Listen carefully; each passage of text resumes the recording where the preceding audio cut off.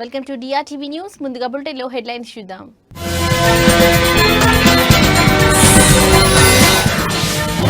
ఇంధన రంగాన్ని గాడిన పెట్టాం, విద్యుత్ భారం తగ్గిస్తున్నాం, సీఎం చంద్రబాబు కీలక వ్యాఖ్య.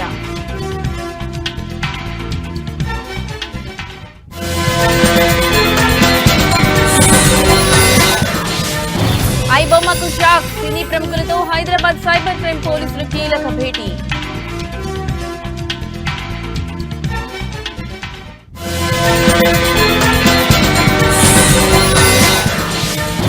చైతన్యానంద స్వామి లీలలు, అమ్మాయిలతో చాటింగ్, ఫోటోలు, మొబైల్ ఫోన్లో బయటపడ్డ బండారం.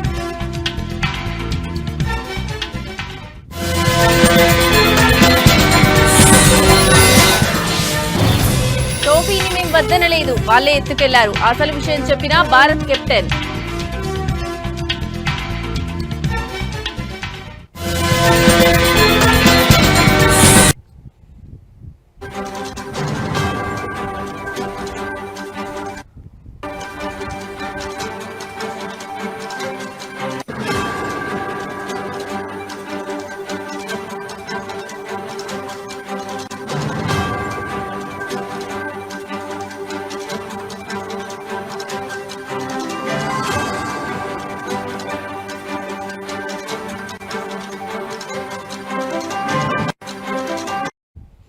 ఇక బ్రేకింగ్ న్యూస్ చూస్తున్నాం. తెలుగు సినిమా పరిశ్రమను దశాబ్దాలుగా పట్టి పీడిస్తున్న పైరసీ భూతం వెనుక ఉన్న అసలు సూత్రధారులు ఎవరో తెలిసి సినీ ప్రముఖులు నివ్వెరపోయారు.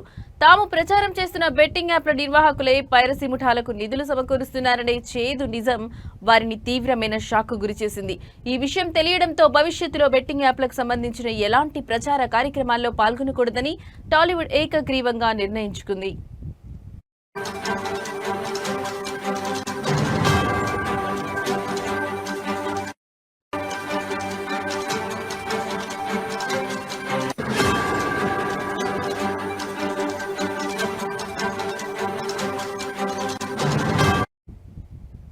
ఇటీవల భారీ పైరసీ ముఠాలను అరెస్ట్ చేసిన హైదరాబాద్ సిటీ సైబర్ క్రైమ్ పోలీసులు ఈ కేసుకు సంబంధించిన పూర్తి వివరాలను తెలియజేసేందుకు మంగళవారం నగరంలో సినీ పరిశ్రమ పెద్దలతో ఒక ప్రత్యేక సమావేశాన్ని ఏర్పాటు చేశారు.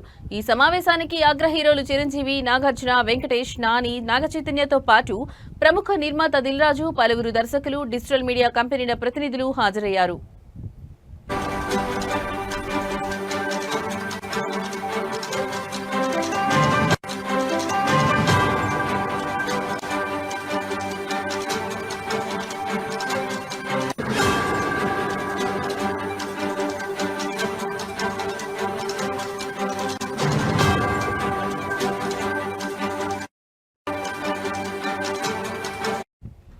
ఈ సందర్భంగా పోలీసులు ఒక పవర్ పాయింట్ ప్రెజెంటేషన్ ద్వారా పైరసీ ముఠాల పనితీరును వివరించారు. సినిమాలు థియేటర్లలోకి రాకముందే హెచ్డీ క్వాలిటీ ప్రింట్లు ఎలా బయటకు వస్తున్నాయో చూసి అందరూ ఆశ్చర్యపోయారు.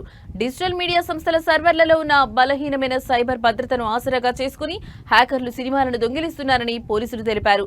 ఈ హ్యాకర్లకు, పైరసీ ముఠాలకు బెట్టింగ్ యాప్ల నిర్వాహకులు భారీగా డబ్బు చెల్లిస్తున్నారని ఆధారాలతో సహా వివరించారు.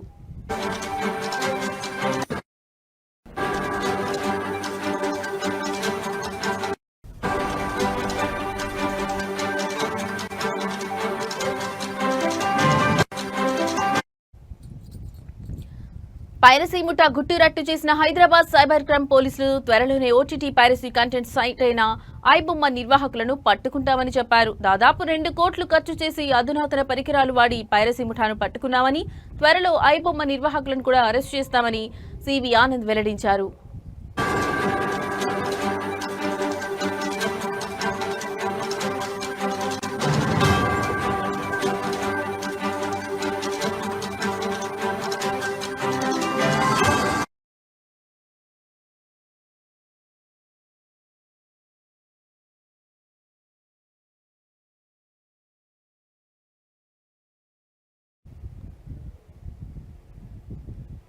రాష్ట్రంలోని విద్యుత్ వినియోగదారులకు మేలు జరిగేలా ఒక కీలకమైన ముందడుగు పడింది. దేశ చరిత్రలో మొట్టమొదటిసారిగా ట్రూ డౌన్ ద్వారా విద్యుత్ ఛార్జీల భారాన్ని తగ్గిస్తున్నామని ఆంధ్రప్రదేశ్ ముఖ్యమంత్రి చంద్రబాబు నాయుడు పేర్కొన్నారు. ఈ నిర్ణయం ద్వారా నవంబర్ నుండి రాష్ట్రంలో విద్యుత్ ఛార్జీలు తగ్గుతాయని చెప్పడానికి తాను సంతోషిస్తున్నానని ఆయన ఎక్స్ వేదికగా తెలియజేశారు. గత 15 నెలల్లో విద్యుత్ వ్యవస్థల సమర్థ నిర్వహణతో వచ్చిన సత్ఫలితాలే ఈ ఘనతకు కారణమని ఆయన అన్నారు. ఇతర రాష్ట్రాలతో పవర్ స్వాపింగ్ విధానం ద్వారా పీక్ డిమాండ్ ఉన్న సమయాల్లో అధిక ధరలకు విద్యుత్ కొనుగోలు చేసే విధానానికి అడ్డుకట్ట వేశామన్నారు. స్వల్పకాలిక కొనుగోళ్లలో ఎక్కువ ధరకు విద్యుత్ కొనుగోలు చేయాల్సిన అవసరం లేకుండా పవర్ స్వాపింగ్ ఉపయోగపడుతుందని ఆయన తెలిపారు. పీఎం కుసుమ్ స్కీమ్ ద్వారా రైతులకు ఉచితంగా సౌర విద్యుత్ అందిస్తున్నామని, పీఎం సూర్యఘర్ కింద ఎస్సీ ఎస్టీలకు ఉచితంగా సోలార్ విద్యుత్ అందుతోందని ఆయన అన్నారు.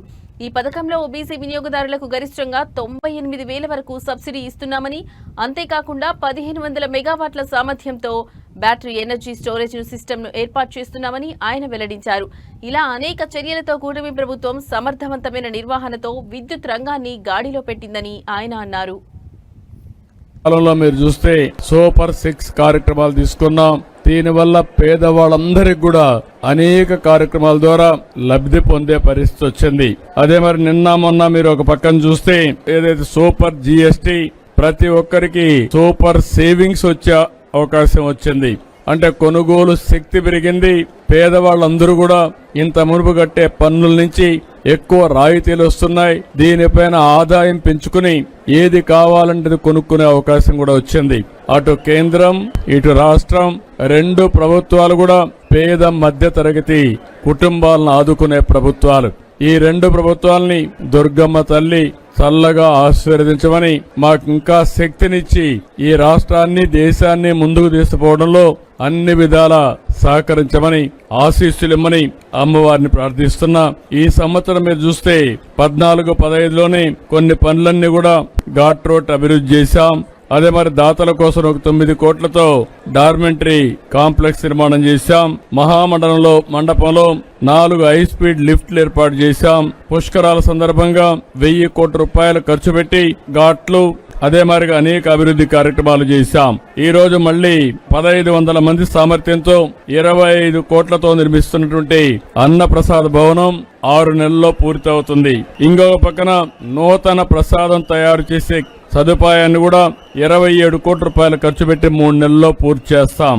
ఇది కాకుండా ప్రధాన ఆలయానికి సమీపంలోని పూజలు సేవల కోసం ఒక 5,50,00,000 రూపాయలు ఖర్చు పెట్టి పూజా మండపాన్ని నిర్మాణం చేస్తాం. దాతల సహకారంతో యాగశాల ఏర్పాటు చేయడం, ప్రవేశ ద్వారం నుండి మహామండపం వరకు 14 కోట్ల రూపాయలు. ప్రముఖ నటుడు విజయ్ స్థాపించిన తమిళగా వెట్రి కలగం పార్టీకి చెందిన కార్యకర్త ఒకరు ఆత్మహత్య చేసుకున్నారు. కరూర్ తొక్కిసలాట ఘటనకు డీఎంకే మంత్రి సెంథిల్ బాలాజీ పోలీసులే కారణమంటూ ఆయన రాసిన సూసైడ్ నోట్ ఇప్పుడు సంచలనంగా మారింది. విల్లుపురం జిల్లాకు చెందిన అయ్యప్పన్ టీవీకే పార్టీలో కార్యకర్తగా పనిచేస్తున్నారు. 3 రోజుల క్రితం మైలం గ్రామంలో ఉన్న తన వృద్ధ తల్లిదండ్రులను చూసేందుకు ఆయన వెళ్లారు. సోమవారం ఇంట్లో ఎవరూ లేని సమయంలో ఒక గదిలో ఊరివేసుకుని కనిపించాడు. ఆయన తల్లి మునియమ్మల్ గమనించి చుట్టుపక్కల వారికి సమాచారం అందించడంతో వారు సెంచి పోలీసులకు ఫిర్యాదు చేశారు. ఘటనా స్థలానికి చేరుకున్న పోలీసులు మృతదేహం వద్ద ఒక చేతిరాత లేఖను స్వాధీనం చేసుకున్నారు. విజయ్ కరూర్కు వచ్చినప్పుడు పోలీసులు సరైన భద్రత కల్పించలేదు. విజయ్ అభిమానులు బాగా పనిచేశారు. ఆ విషాదానికి సెంథిల్ బాలాజీనే కారణం. ఇందులో పోలీసుల ప్రమేయం కూడా ఉంది. ఆయన వెంటనే అరెస్ట్ చేసి జైల్లో పెట్టాలి అని ఆ లేఖలో రాసి ఉన్నట్లు పోలీసులు తెలిపారు. విజయ్ ప్రచార కార్యక్రమం కోసం కరూర్కు వచ్చినప్పుడు జరిగిన తొక్కిసలాటలో 41 మంది మరణించిన విషయం తెలిసిందే.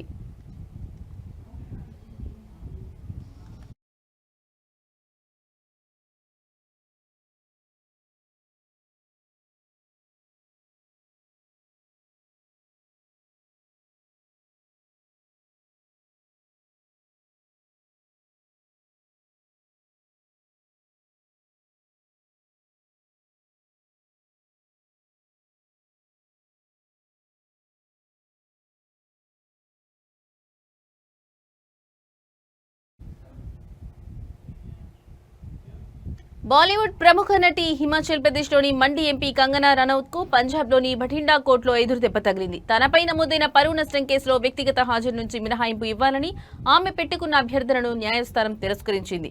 అక్టోబర్ 27లో జరగబోయే విచారణకు తప్పనిసరిగా వ్యక్తిగతంగా హాజరు కావాలని స్పష్టమైన ఆదేశాలు జారీ చేసింది. వివాదాస్పద సాగు చట్టాలకు వ్యతిరేకంగా 2020-21లో రైతులు పెద్ద ఎత్తున నిరసనలు చేపట్టిన విషయం తెలిసిందే. ఆ సమయంలో భటిండా జిల్లాకు చెందిన 73 ఏళ్ల వృద్ధురాలు మహేందర్ కౌర్ ను ఉద్దేశించి కంగనా తన ఎక్స్ ఖాతాలో ఓ పోస్ట్ ను రీట్వీట్ చేస్తూ వ్యాఖ్యలు జోడించారు. ఆ వృద్ధురాలిని షాహీన్బాగ్ నిరసనల్లో పాల్గొన్న బిల్కిస్ బానుగా పొరబడి ఆమెపై అభ్యంతరకర వ్యాఖ్యలు చేశారని ఆరోపణలు వచ్చాయి.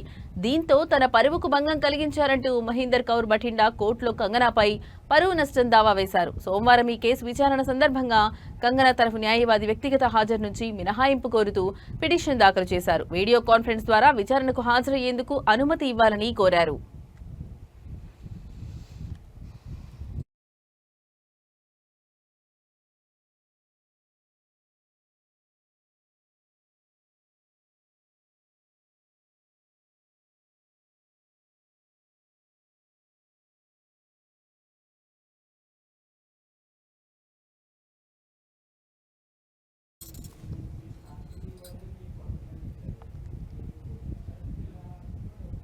ఆసియా కప్ ఫైనల్లో టీమిండియా విజయం సాధించినా ట్రోఫీని అందుకోలేకపోయిన వివాదం ఇంకా కొనసాగుతూనే ఉంది. ఈ గొడవకు తెరదించేందుకు బదులుగా Asia cricket council chief Mohsin Naqvi మరో కొత్త మెలిక పెట్టారు. విజేతగా నిలిచిన భారత జట్టుకు మెడల్స్ అందించడానికి తాను సిద్ధంగా ఉన్నానని, అయితే దానికోసం ఒక అధికారిక కార్యక్రమం ఏర్పాటు చేయాలని ఆయన షరతు విధించినట్టు తెలుస్తోంది. ఈ విషయాన్ని ఆయన ఆసియా కప్ నిర్వాహకులకు తెలిపారని, కానీ అలాంటి కార్యక్రమం జరిగే అవకాశాలు చాలా తక్కువని సమాచారం. దీంతో ఈ ప్రతిష్టంభన ఇప్పట్లో వీడియోలా కనిపించడం లేదు. Mohsin Naqvi Pakistan cricket board chairman గా కూడా వ్యవహరిస్తున్నారు. దుబాయ్లో జరిగిన ఫైనల్ మ్యాచ్లో పాకిస్తాన్పై భారత్ 5 వికెట్ల తేడాతో ఘన విజయం సాధించింది. మ్యాచ్ అనంతరం బహుమతుల ప్రదానోత్సవంలో ఏసీసీ చీఫ్ నఖ్వీ చేతుల మీదుగా ట్రోఫీ మెడల్స్ తీసుకునేందుకు భారత ఆటగాళ్లు నిరాకరించారు. నఖ్వీ గతంలో పలుమార్లు భారత వ్యతిరేక వ్యాఖ్యలు చేయడమే దీనికి ప్రధాన కారణం. ఈ విషయంలో భారత జట్టుకు బీసీసీఐ పూర్తి మద్దతు ప్రకటించింది.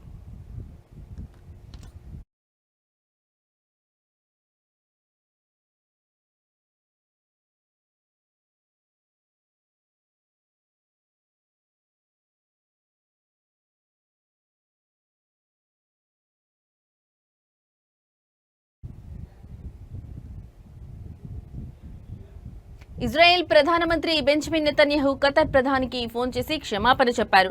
అమెరికా అధ్యక్ష భవనం వైట్ హౌస్ నుంచే నెతన్యాహు ఈ ఫోన్ కాల్ చేయడం గమనార్హం. ఖతర్ రాజధాని దోహాపై ఇటీవల ఇజ్రాయెల్ సైన్యం జరిపిన వైమానిక దాడి పట్ల నెతన్యాహు విచారం వ్యక్తం చేస్తున్నట్లు వైట్ హౌస్ వర్గాలు తెలిపాయి. అసలేం జరిగిందంటే గాజా యుద్ధం, హమాస్తో కాల్పుల విరమణకు సంబంధించి అమెరికా అధ్యక్షుడితో చర్చించేందుకు ఇజ్రాయెల్ ప్రధాని నెతన్యాహు వాషింగ్టన్ వెళ్లారు. సోమవారం వైట్ హౌస్ లో నెతన్యాహుతో ట్రంప్ భేటీ అయ్యారు. ఈ సందర్భంగా దోహాపై ఇజ్రాయెల్ జరిపిన వైమానిక దాడి విషయాన్ని ట్రంప్ ప్రస్తావించారని, ఓవైపు శాంతి చర్చలు జరుపుతుండగా దాడి ఎలా చేస్తారని ఆగ్రహం వ్యక్తం చేశారని సమాచారం.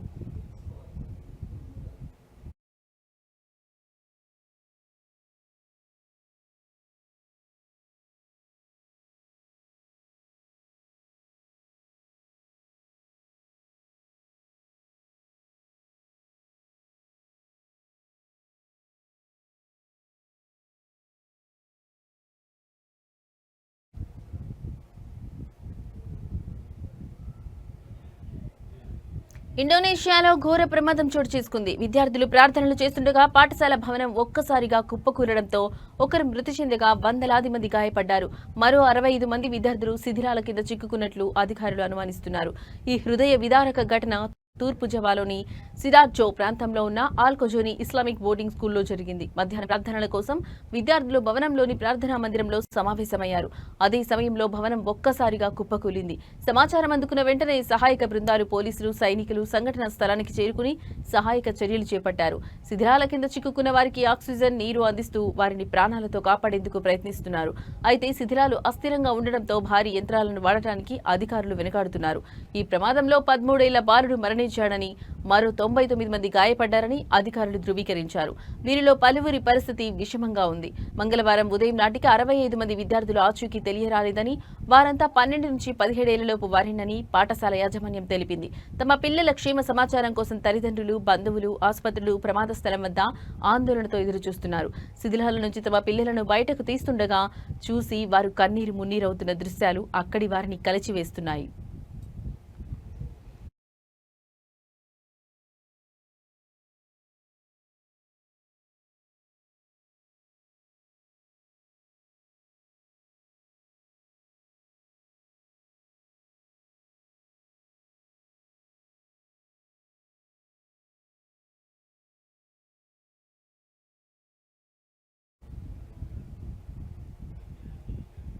సీనియర్ నటులు చిరంజీవి బాలకృష్ణ మధ్య తలెత్తిన వివాదం మరింత ముదరకుండా సద్దుమణిగింది. బాలకృష్ణపై కేసులు పెట్టేందుకు సిద్ధమైన అభిమానులను స్వయంగా మెగాస్టార్ చిరంజీవి వారించడంతో పెద్ద గొడవ సద్దుమణిగినట్లయింది.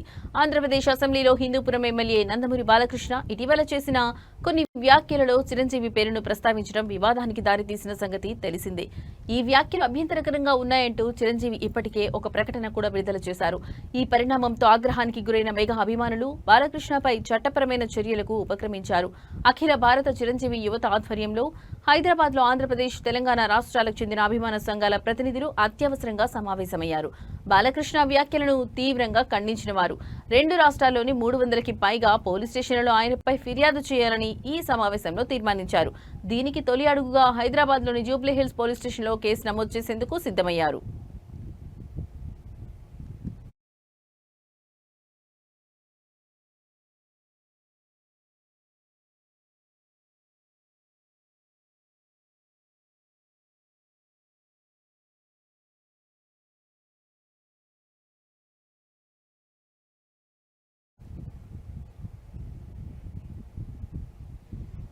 ఉత్తరప్రదేశ్లోని గజియాబాద్ లో పేరు మోసిన నేరస్తుడు తన జన్మదిన వేడుకలను ఘనంగా జరుపుకున్నాడు. మిత్రులను పిలిచి బార్లో పార్టీ ఇచ్చాడు. పనిలో పనిగా స్థానిక పోలీసులను పార్టీకి ఆహ్వానించాడు. ఈ ఆహ్వానం అందుకుని 4 పోలీసులు పార్టీకి హాజరయ్యారు. మద్యం తాగుతూ బార్ గర్ల్ తో డాన్స్ చేస్తూ కెమెరా కంటికి చిక్కారు. ఈ వీడియో కాస్త సోషల్ మీడియాలో వైరల్ గా మారడంతో మండిపడ్డ ఉన్నతాధికారులు ఆ 4 సస్పెండ్ చేశారు.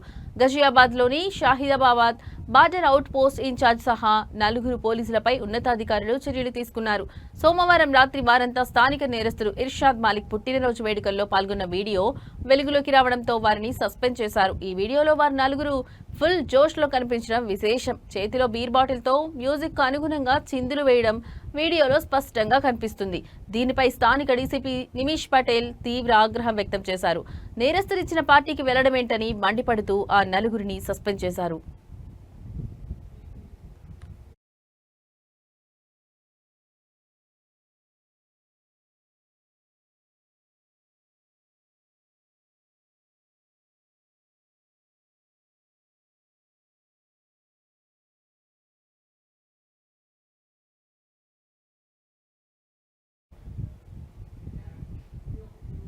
టెక్నాలజీ దిగ్గజం గూగుల్ కు చెందిన యూట్యూబ్ అమెరికా అధ్యక్షుడు డొనాల్డ్ ట్రంప్ తో తన వివాదాన్ని పరిష్కరించుకుంది. 2021లో ట్రంప్ ఖాతాను సస్పెండ్ చేసినందుకు గాను ఆయన దాఖలు చేసిన దావాను సెటిల్ చేసేందుకు గూగుల్ ముందుకొచ్చింది. ఈ ఒప్పందంలో భాగంగా $24.5 మిలియన్ కరెన్సీలో భారత కరెన్సీలో సుమారు 204 కోట్లు చెల్లించడానికి అంగీకరించింది. ఈ మేరకు కాలిఫోర్నియా ఫెడరల్ కోర్టులో పత్రాలు దాఖలయ్యాయి.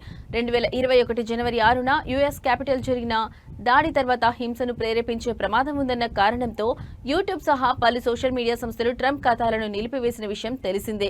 దీనిపై ట్రంప్ న్యాయ పోరాటం ప్రారంభించారు. తాజాగా గూగుల్తో కుదిరిన ఒప్పందం ప్రకారం సెటిల్మెంట్ మొత్తంలోని $22 million Trust for the National Mall అనే స్వచ్ఛంద సంస్థకు విరాళంగా ఇవ్వనున్నారు. మిగిలిన మొత్తాన్ని ఈ కేసులోని ఇతర పిటిషనర్లు అయిన అమెరికన్ కన్వర్జేటివ్ యూనియన్ వంటి సంస్థలకు చెల్లిస్తారు. అయితే ఈ సెటిల్మెంట్ అనేది తమ వైపు నుంచి తప్పును అంగీకరించినట్లు కాదని ఒప్పంద పత్రాల్లో గూగుల్ స్పష్టంగా పేర్కొంది. ఈ ఒప్పందం విషయాన్ని గూగుల్ ధృవీకరించినప్పటికీ దీనిపై అదనపు వ్యాఖ్యలు చేయడానికి నిరాకరించింది. అక్టోబర్ 6న ఓక్లాండ్లోని కోర్టులో ఈ కేసుపై విచారణ జరగాల్సి ఉండగా సరిగ్గా వారం రోజుల ముందే ఇరు పక్షాల మధ్య రాజీ కుదరడం గమనార్హం.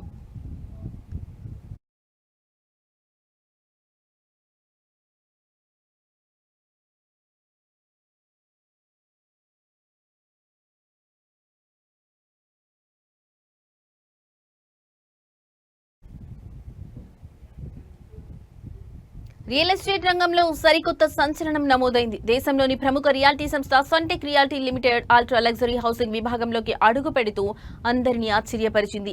అత్యంత సంపన్న వర్గాలను లక్ష్యంగా చేసుకుని ఒక్కో ప్లాట్ ను ఏకంగా 100 కోట్ల నుంచి 500 కోట్ల ధరతో విక్రయించనున్నట్లు ప్రకటించింది. గతంలో గురుగ్రామ్లో ఓ ప్లాట్ 100 కోట్లకు అమ్ముడుపోవడం వార్త కాగా ఇప్పుడు సన్టెక్ ఆ రికార్డును బద్దలు కొట్టేందుకు సిద్ధమైంది. ఈ అత్యంత ఖరీదైన ప్రాజెక్టుల కోసం సన్టెక్ రియాలిటీ ఎమన్స్ అనే సరికొత్త బ్రాండ్ ను పరిచయం చేసింది. ఈ బ్రాండ్ కింద నిర్మించే ఇళ్లను కేవలం ఆహ్వానం ద్వారా మాత్రమే విక్రయిస్తామని కంపెనీ స్పష్టం చేసింది. తమ ప్లాట్ల కనీస ధర 100 కోట్లుగా ఉంటుందని, గరిష్టంగా 500 కోట్ల వరకు పలుకుతుందని సన్టెక్ రియాలిటీ సీఎండీ కమల్ ఖేతన్ తెలిపారు. ఈ ప్రతిష్టాత్మక ప్రాజెక్టులను ముంబై, దుబాయ్లలో నిర్మించనున్నారు. ముంబైలోని నిపెన్సీ రోడ్తో పాటు Dubai down town, Burj Khalifa, కమ్యూనిటీలో ఈ నిర్మాణాలు చేపట్టనున్నారు.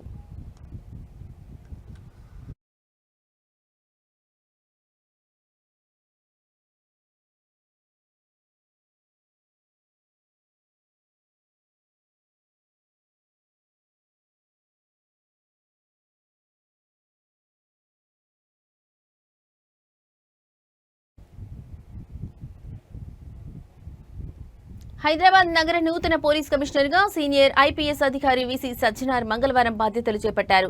నగర పోలీస్ కమిషనరేట్ కార్యాలయంలో ప్రత్యేక పూజలు నిర్వహించిన అనంతరం ఇప్పటి వరకు సిపిగా ఉన్న సివి ఆనంద్ నుంచి ఆయన అధికారికంగా బాధ్యతలు స్వీకరించారు. గత 4 ఏళ్లుగా తెలంగాణ రాష్ట్ర రోడ్డు రవాణా సంస్థ టీఎస్ఆర్టీసీ మేనేజింగ్ డైరెక్టర్ గా పనిచేస్తున్న సజ్జనార్ సుదీర్ఘ విరామం తర్వాత మళ్లీ పోలీస్ శాఖలో కీలక బాధ్యతలు చేపట్టారు. 3 రోజుల క్రితం రాష్ట్ర ప్రభుత్వం ఉన్నత స్థాయి ఐపీఎస్ అధికారుల బదిలీలు చేపట్టిన విషయం తెలిసిందే.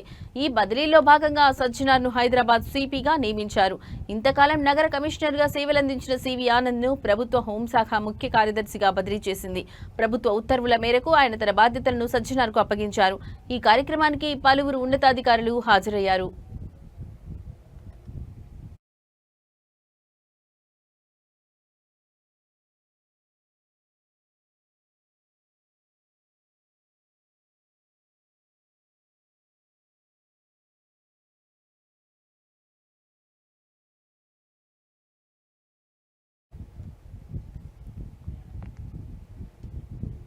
పవన్ కళ్యాణ్ ఓజీ సినిమాపై మెగాస్టార్ చిరంజీవి రివ్యూ వైరల్ అవుతోంది. సోమవారం రాత్రి కుటుంబంతో కలిసి సినిమా చూసిన చిరు తన తమ్ముడిని బిగ్ స్క్రీన్ పై చూసి గర్వపడ్డారు.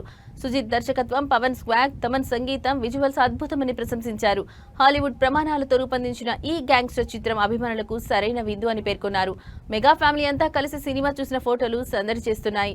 ఓజీ సినిమాని నా కుటుంబ సభ్యులందరితో కలిసి చూశాను. మూవీలోని ప్రతి అంశాన్ని పూర్తిగా ఆస్వాదించాను.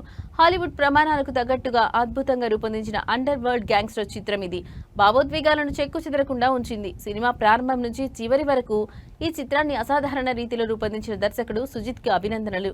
కళ్యాణ్ బాబును తెరపై చూడటం చాలా గర్వంగా అనిపించింది. అతను తన స్వాగ్ తో సినిమాను ప్రత్యేకంగా నిలబెట్టాడు. ఎంతగానో ఎదురు చూస్తున్న అభిమానులకు సరైన విందు అందించాడు అని చిరంజీవి సోషల్ మీడియాలో పోస్ట్ పెట్టారు.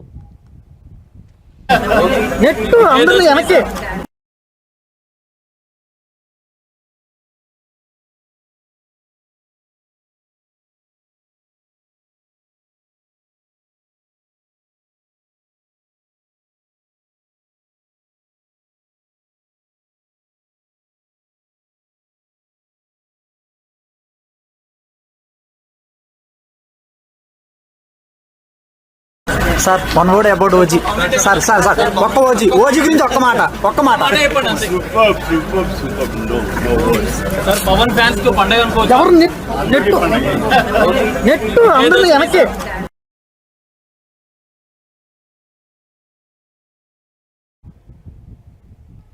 ఇవి ఇప్పటివరకు నా బులెటిన్ అప్డేట్స్. మరో బులెటిన్ తో మళ్ళీ కలుద్దాం. నమస్తే.